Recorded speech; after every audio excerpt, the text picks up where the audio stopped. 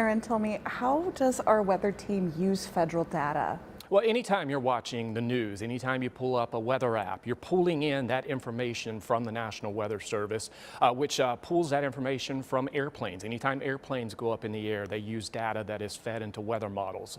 You hear a lot about weather balloons that are released 1 to 2 times a day across the U.S. That information is fed into our weather models as well, and that helps us forecast. And anytime that you don't have a lot of that data going in, you are losing some of the degradation of that weather model, which can make it difficult at times to forecast, because when we're forecasting, we look at patterns. We look at what the weather is doing and how that pattern is holding up in the atmosphere.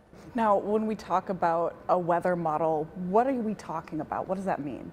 Weather model is nothing more than information being put into a computer, which is feeding that data that is going into that, which is pulling out what they think that the atmosphere is going to do. That's why you hear often, I think we're going to look at this model. I think this model is doing better, because you take the confidence factor of what the meteorologist thinks is going to happen, and then you look at those weather models and see which one lines up with that confidence. And so you're going to have varying degrees when it comes to weather models on how accurate they are, and when it comes to the forecasters themselves, when it comes to meteorologists, we rely on that information. We rely on that model data to really pinpoint what's going on in the atmosphere, what do we think is going to happen, and what do we think is going to happen in the future and down the road.